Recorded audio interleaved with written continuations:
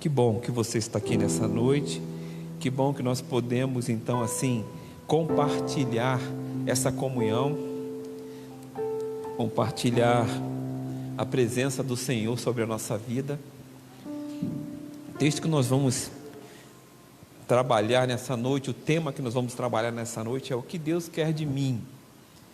E nós vamos ler 1 Coríntios, não capítulo 13, eu coloquei 13 ali, mas está errado, é no capítulo 15, no versículo 58, é 1 Coríntios 15, 58.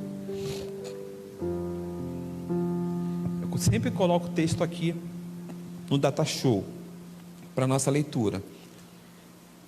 Você vai ver que às vezes eu uso uma tradução e na outra tela eu coloco uma outra tradução de Bíblia. Eu vou estudando e vou colocando aquilo que eu acho interessante para a gente entender e compartilhar, ok?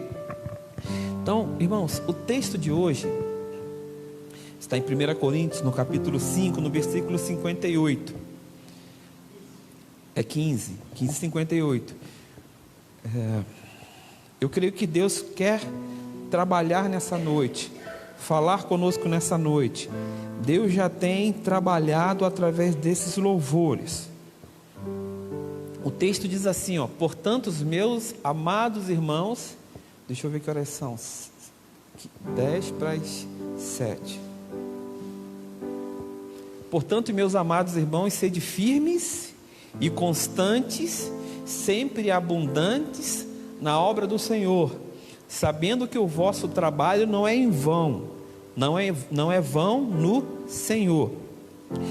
Você está vendo ali que eu destaquei algumas palavras: firme, constante e abundante. Eu procurei pegar essas palavras no original grego. E como é que ficaria a construção desse versículo, a gente colocando palavras no original? Como é que ficaria? Aqui a gente tem esse entendimento.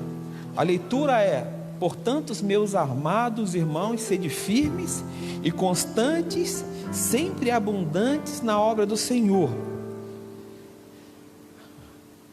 Agora, na outra tela que eu vou pedir para ele passar para mim, o Arthur, tá a gente colocando aqui uma ideia, colocando o original junto.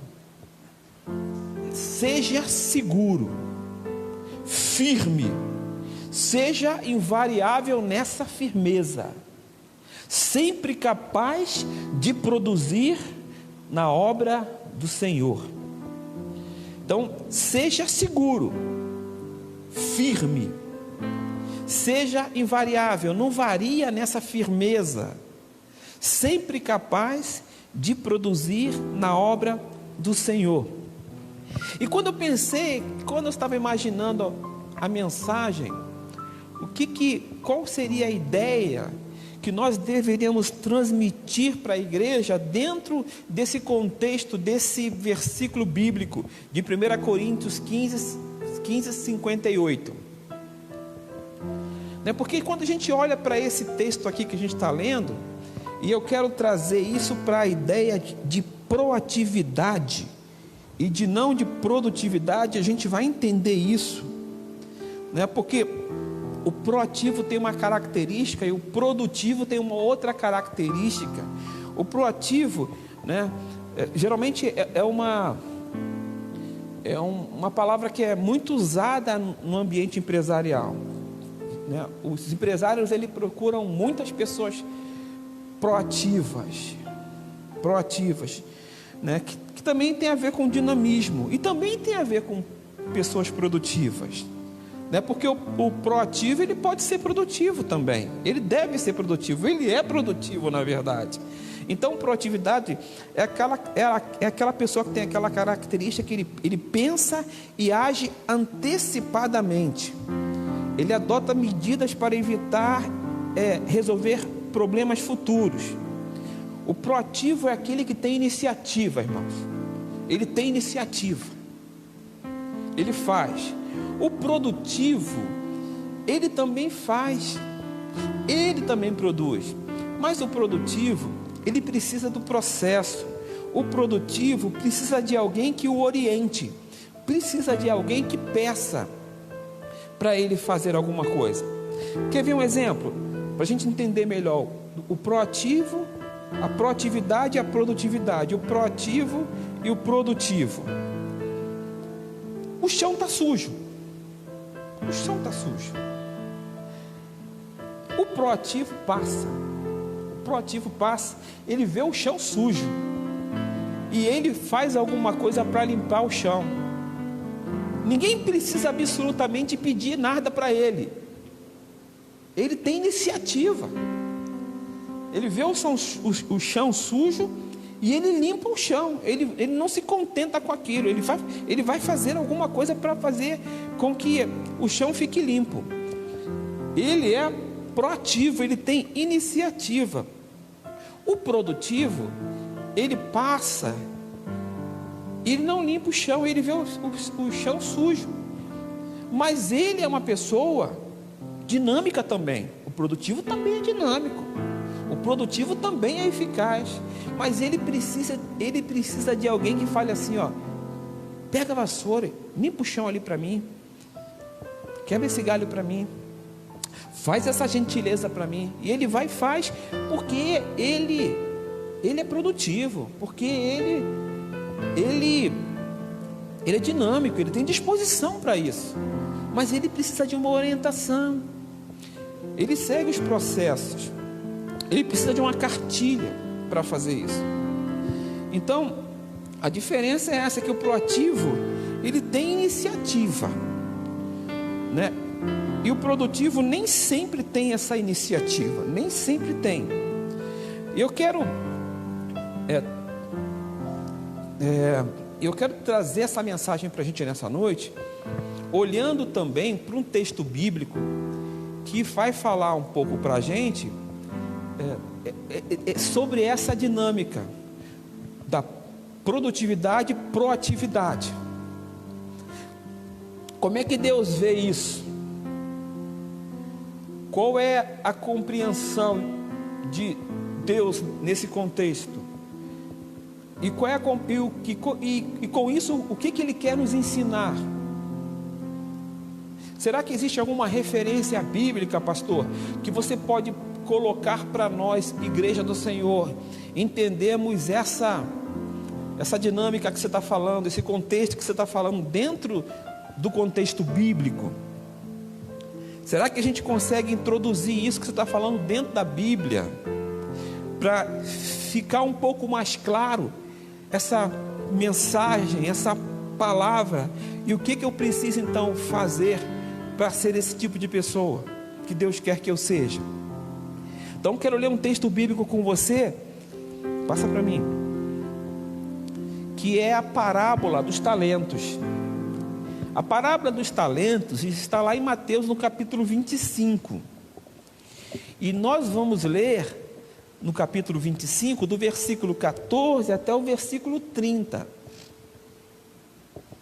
para poder então aqui entender melhor o que Deus quer transmitir, quer falar para nós. Ontem ainda na nossa reunião nós falamos um pouco de características, que cada um tem uma característica,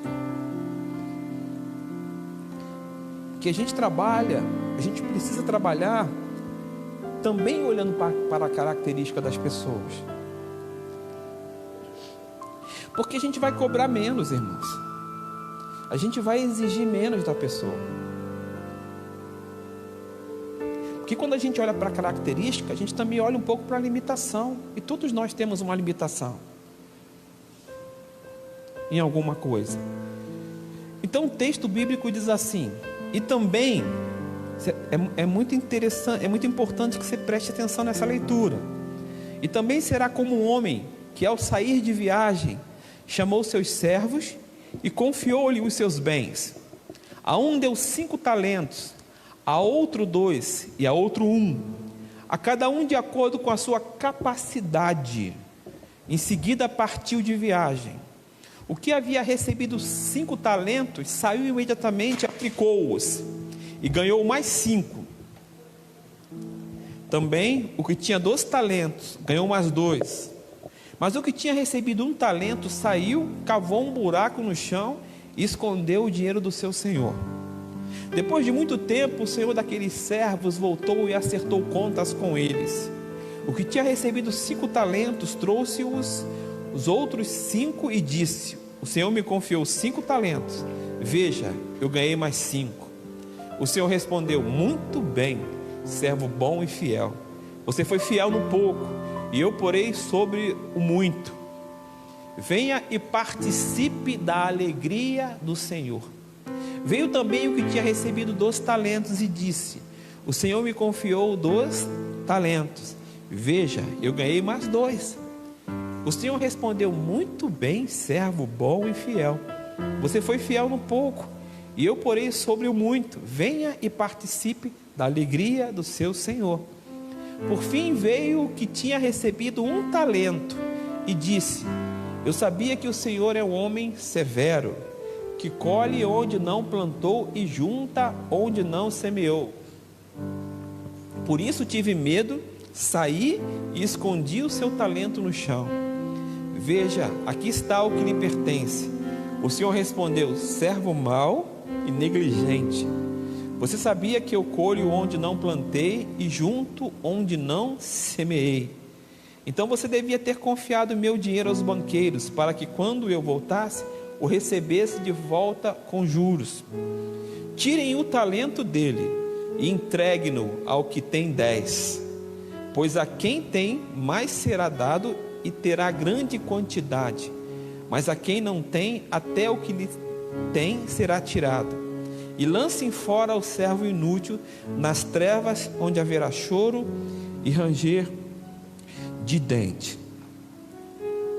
Então, quando a gente olha para esse texto aqui bíblico, a gente vai entender melhor essa ideia dos talentos.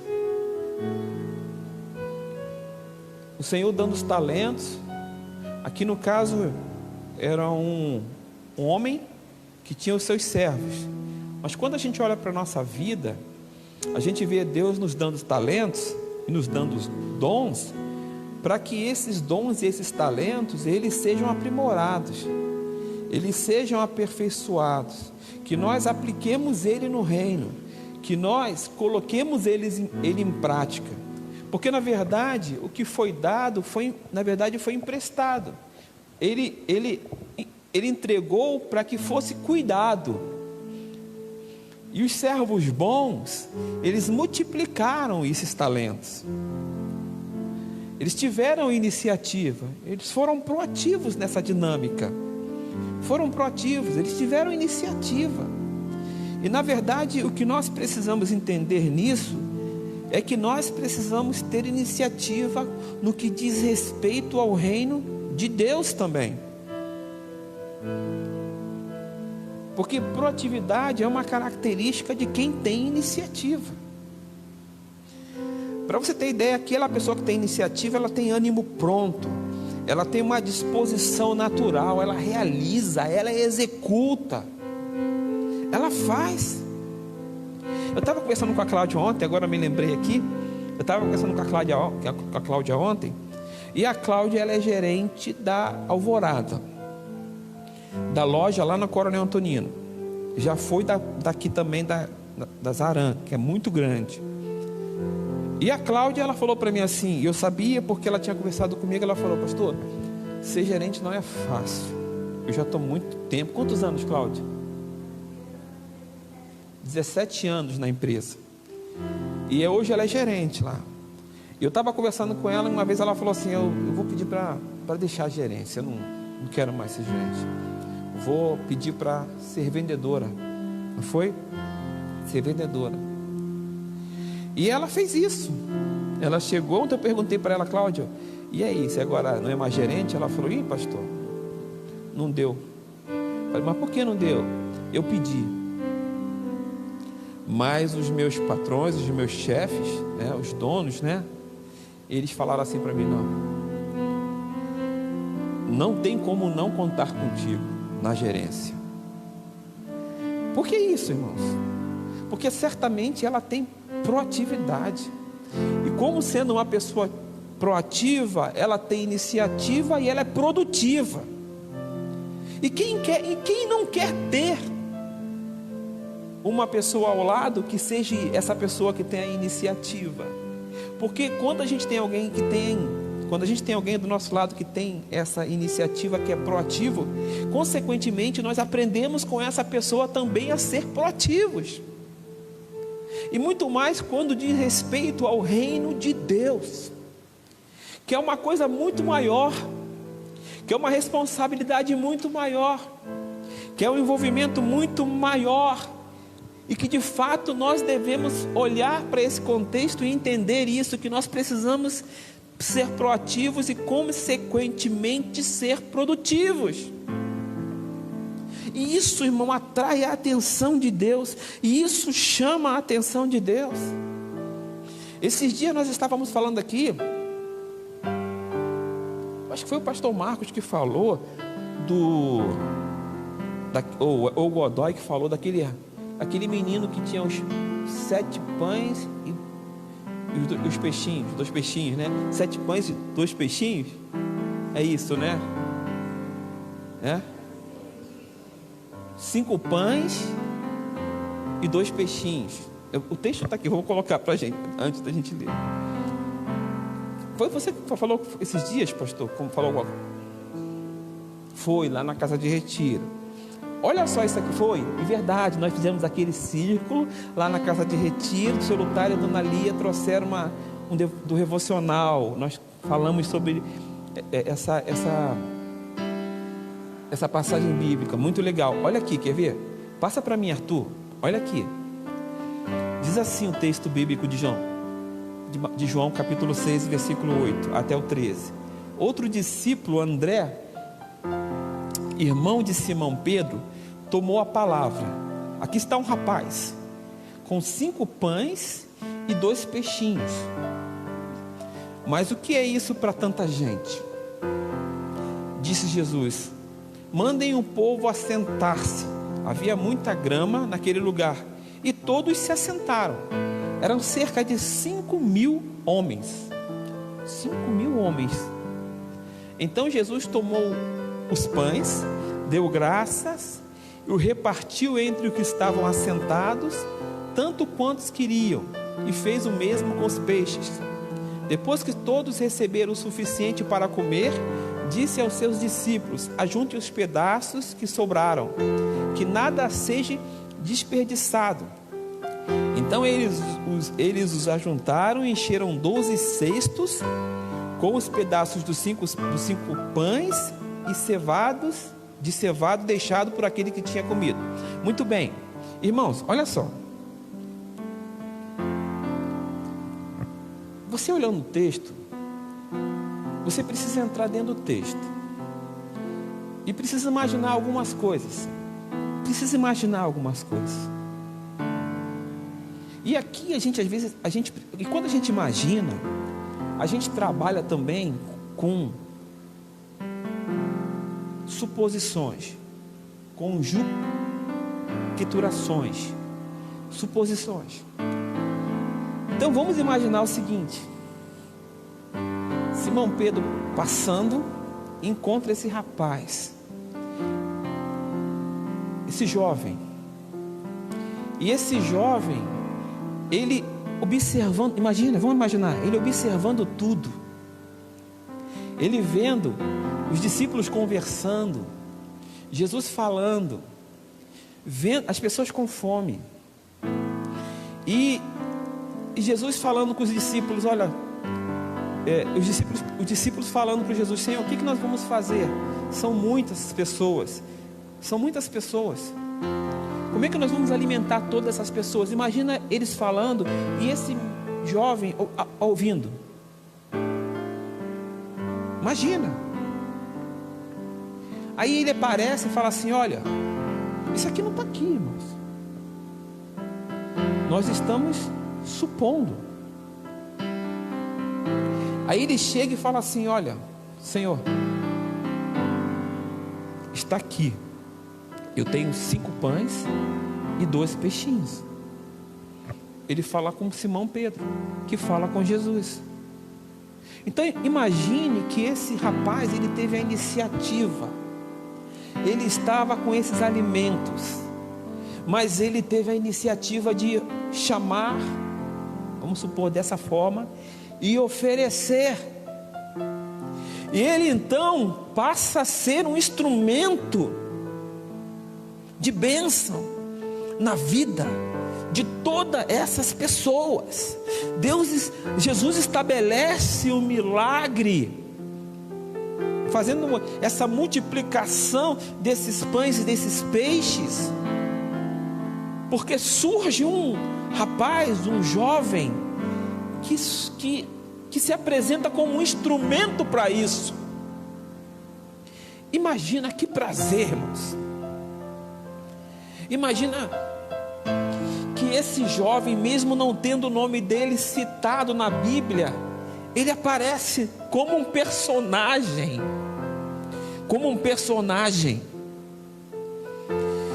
que fez com que todo aquele povo fosse alimentado. Imagina que prazer, imagina que oportunidade. Jesus pegar algo que está na sua mão e falar assim: eu vou usar isso aqui para abençoar muita gente, mas esse algo veio através de você. Você foi um instrumento usado para abençoar a vida das outras pessoas. Tudo isso pela iniciativa desse jovem, pela disposição desse jovem, pela proatividade desse jovem, para que o milagre fosse estabelecido. Mas ele precisou tomar essa iniciativa. Ele precisou se desligar ou se desfazer daquilo que era dele para dar, para que Jesus estabelecesse o milagre. Outro texto bíblico, passa para mim, Arthur, de Lucas no capítulo 5, versículo 10 e 11. Olha só, como também Tiago e João, os filhos de Zebedeu, sócios de Simão. Então Jesus disse a Simão: não tenha medo, de agora em diante você será um pescador, você será pescador de homens. Eles então arrastam seus barcos para a praia, deixam tudo, deixaram tudo e o seguiram. Aquela passagem da pesca maravilhosa, né? De Lucas no capítulo 5. Jesus passando, olhando para esses homens e falando: vem, segue-me. E aí? E agora depende da minha postura, da minha posição. Eu vou ou não vou? Eu deixo tudo ou não deixo? Qual a minha iniciativa? Será que eu vou ter iniciativa de seguir a Jesus de fato como Ele quer que eu siga? Eles largam tudo, deixam tudo para servir a Jesus, para investir no reino de Deus, para crescer, para se aprimorar, para se aperfeiçoar, para aprimorar os dons, para serem pregadores, para serem instrumentos de Deus na terra, para que Deus estabelecesse milagres através desses homens. Mas precisavam ter iniciativa, precisavam ser proativos e consequentemente produtivos. Jesus agora ia usar esses homens na obra dele. E mais uma vez a gente olha para a Bíblia e vê os personagens aí que largaram tudo, que tiveram coragem de largar tudo e seguirem a Jesus. E por fim morrem como mártires. demonstrando a sua fidelidade e o seu amor àquele que deu a vida por eles. Iniciativa. É muito necessário isso. Passa mais um texto para mim. Pode deixar aí. Mateus capítulo 8, versículo 2 e 3. Isso aqui é mais interessante ainda. Isso é mais interessante ainda. Porque a Bíblia diz assim, ó: eis que vem um leproso e adorou dizendo: Senhor, se tu quiseres, pode tornar-me limpo. E Jesus, estendendo a mão, tocou dizendo: quero ser limpo. E logo ficou purificado da lepra. Irmãos, olha o texto. Primeiro, o leproso vai até Jesus. Uma coisa que ele nunca poderia fazer é ir até Jesus, porque ele era o leproso. Ele incorria numa possibilidade de ser apedrejado e morrer apedrejado, porque o lugar do leproso era no arraial dos leprosos.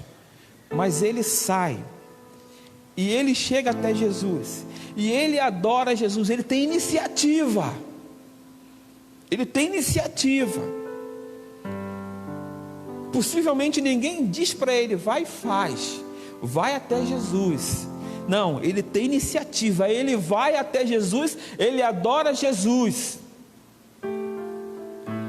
Me diga uma coisa: um leproso que vai até Jesus e adora Jesus, ele tem uma enfermidade, não tem? Possivelmente também ele tem uma vontade no coração. Qual é a vontade que ele tem? Ser curado, ser curado, ser curado. Mas olha só, ele olha para Jesus e diz assim, ó: Senhor, se tu quiseres,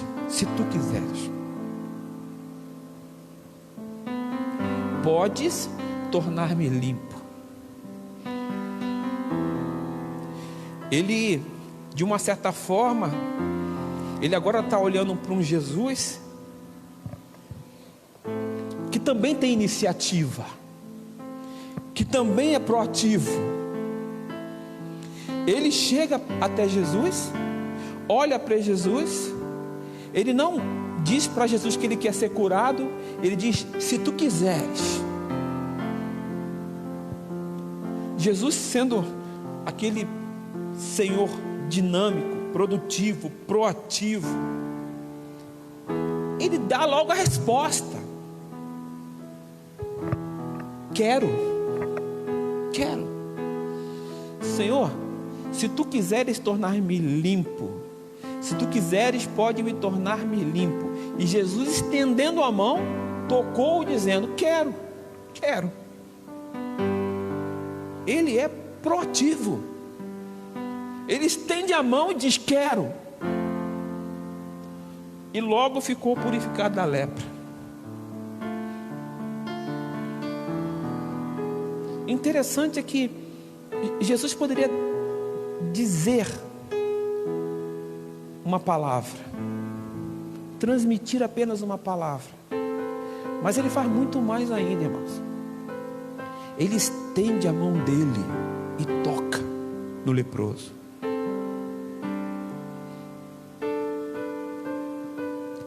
Imagina como é que estava a alma desse leproso. O corpo a gente já imagina como estava, mas a alma, Jesus estava olhando para a alma desse homem. Imagina esse homem leproso, quanto tempo ele não é tocado por alguém. Quanto tempo de repente ele não pode receber um abraço do filho. Quanto tempo ele não recebe um abraço da sua esposa, porque ele é um leproso, ele não pode. Mas Jesus vem e toca e cura a alma também. A cura não é só física, mas é na alma.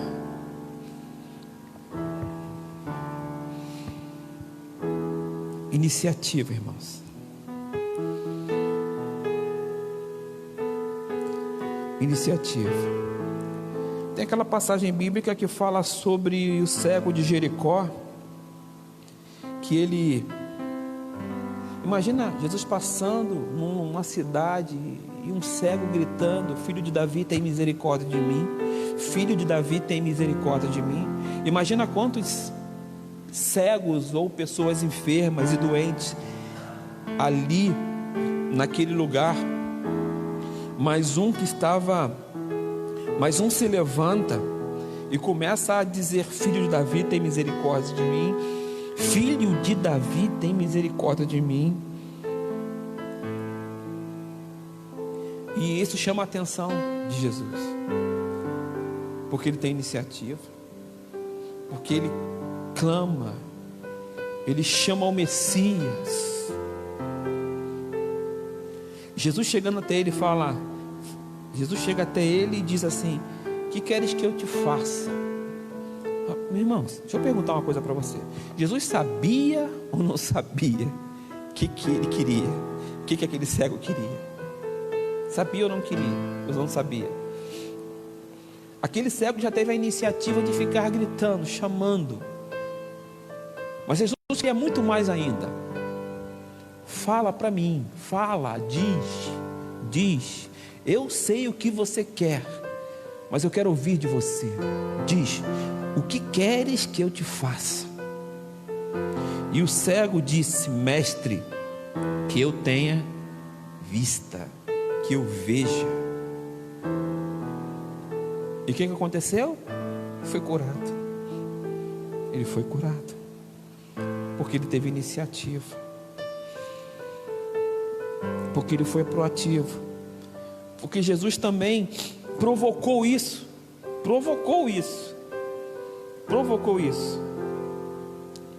Irmãos, Deus tem confiado a nós talentos, Deus tem confiado a nós responsabilidades. E como nós estamos trabalhando isso, como nós estamos aproveitando isso, como nós estamos vivendo isso, nessa ideia de nós estarmos nesse reino, vivendo com esse rei, trabalhando com esse Senhor, recebendo dele dons e talentos, o que nós estamos produzindo? Até qual o nível da nossa proatividade? Qual o tipo de aplicação que eu fiz para que esses talentos eles sejam multiplicados? O que eu estou fazendo para isso? Qual o valor do meu investimento? Eu tenho tido retorno com isso? A gente precisa parar para fazer uma análise um pouco mais detalhada da nossa vida e entendermos isso, entendermos que nós precisamos ter essa proatividade, ter essa iniciativa, fazer alguma coisa, porque Deus nos deu essas habilidades. Deus nos equipou de habilidades sobrenaturais, porque nós temos o Espírito Santo. Nós temos o Espírito Santo. Você vai ver um Pedro, um homem que, segundo a Bíblia diz, indouto, que logo após receber o poder do Espírito Santo, prega para multidões, para muita gente. Se eu não me engano, logo após esse fato, desse revestimento de poder, ele prega para 5.000 pessoas. 5.000 pessoas se rendem, se batizam, se rendem a Cristo, por conta do poder do Espírito Santo. Ontem, na nossa reunião, eu falei aqui, eu comentei, a gente precisa de técnica para poder tocar, precisa de técnica, nós precisamos nos aprimorar, mas muito mais ainda da unção do Espírito Santo, da unção do Espírito Santo, Porque o Espírito Santo pode tomar a nossa vida de uma forma que o louvor ele vai vir, mesmo sem muita técnica, mas ele pode vir trazendo cura, libertação e transformação e salvação. Porque nós temos essa presença sobrenatural do Espírito Santo em nós. E o Espírito Santo nos conduz, nos leva, nos transmite aquilo que é necessário para que nós possamos ser pessoas proativas e consequentemente produtivas. Então vamos nos despertar para essa realidade, para o compromisso que nós temos com o Senhor, para os dons e talentos que Ele nos deu, e que nós devemos fazer o melhor para Ele, apresentar o melhor para Ele, sermos o melhor para Ele. Então desperte para essa realidade, comece a refletir, a meditar com relação a essa dinâmica. Eu estava lembrando, irmãos, uma vez, isso foi até engraçado, né? Mas assim, a Claudete e as meninas ficaram adolescentes, Mariana e Marília adolescente, e não queriam mais ficar na Assembleia de Deus. Queriam mais, né? Aí a Claudete teve que ir para Nova Vida com as meninas. Eu falei, eu não vou me adaptar. Não vou me adaptar. Eu fui lá na Nova Vida, conversei com o pastor da Nova Vida, uma igreja bem grande, e falei com ele, falei, pastor, eu autorizo a vinda da minha esposa para cá com as minhas filhas, eu vou permanecer lá, eu preciso permanecer lá, eu tenho um ministério lá, né? E fiquei um pouco, mas depois eu vi que eu tinha que ficar junto com elas. Cheguei para o meu pastor e falei para ele, e fui para a Nova Vida. Na Assembleia de Deus eu pregava, eu dava aula na escola bíblica dominical, né? Eu já tinha uma caminhada, eu era líder de jovens, durante 10 anos eu fui líder de jovens, e fui para a Nova Vida, e fui fazer um seminário lá, teológico básico. A gente estava na sala, e o que acontece? O professor não chegava, e todo mundo inquieto, todo mundo querendo ir embora, que o professor não chegava, e saía antes do culto, tá? A gente tinha esse seminário antes do culto, para depois ir para o culto. O que eu fiz? Fui dar aula, peguei e falei, o professor não vem, tá todo mundo, tomei iniciativa, comecei a dar aula. Irmão, você não sabe a bronca que eu tomei. Você não sabe o que eu tive que ouvir dos pastores lá na igreja, porque isso não foi muito bem visto por parte deles. Mas o ensinamento que eu aprendi, o ensinamento que eu tive na Assembleia foi um outro completamente diferente. O pastor falava assim, porque o pastor morava, ele trabalhava, ele tinha sua família, não morava necessariamente perto da igreja, até porque os pastores, eles eram pastores que não ficavam muito tempo só no ministério, só numa igreja, só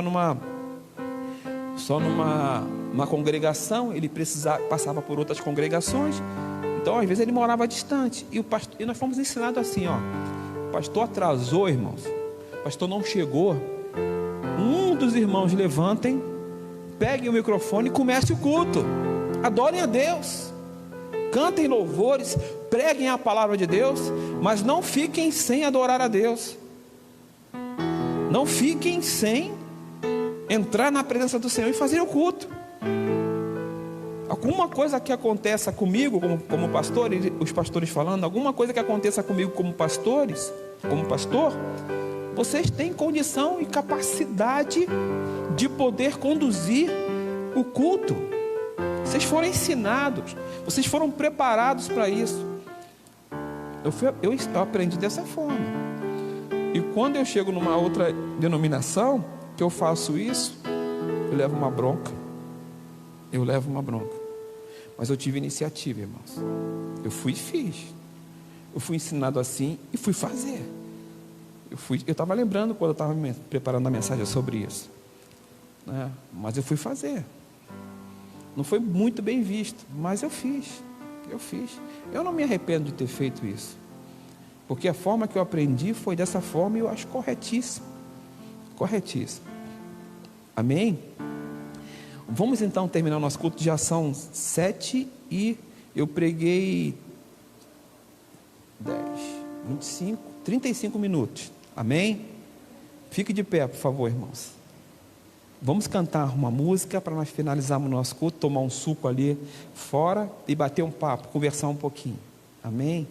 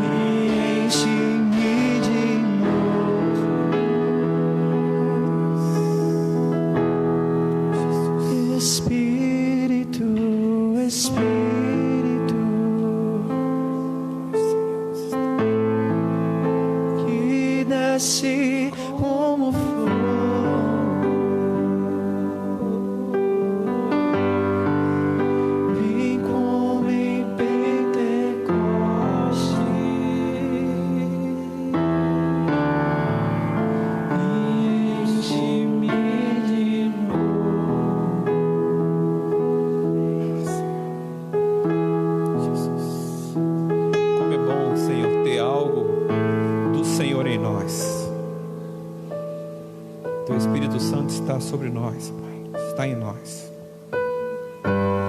Espírito Santo continua nos conduzindo, ó Pai, tratando o nosso coração, tratando a nossa vida,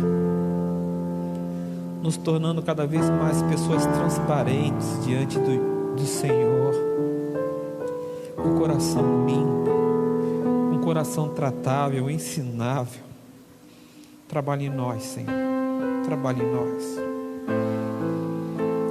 Nós queremos ser melhores em sermos mais responsáveis, humildes diante do Senhor, manso como o Senhor é manso, obedientes, pessoas desejosas de viver a tua vontade, querendo conhecer mais e mais do Senhor, uma vida de um relacionamento muito maior e consequentemente de uma revelação ainda maior, experiências que nós ainda não tivemos, ó Pai, experiências com o Senhor, ó Deus,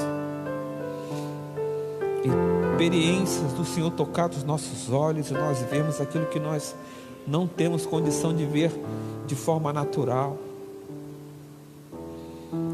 experiências em o Senhor tocar os nossos ouvidos e nós ouvirmos a sua voz, experiência em o Senhor tocar no nosso coração e nós ouvirmos a tua voz também no nosso coração, Deus.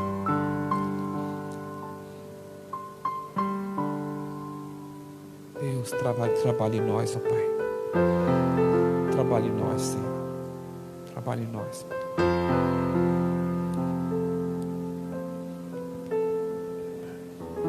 O culto é racional, Senhor. O culto é racional. Nós precisamos saber, discernir, conhecer o que nós estamos fazendo. Mas o Deus é Espírito. Mas o Deus é Espírito.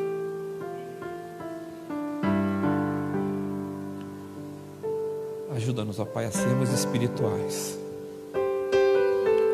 Caráter tratado pelo Senhor. O caráter do Senhor inserido em nós. Os frutos acontecendo na nossa vida.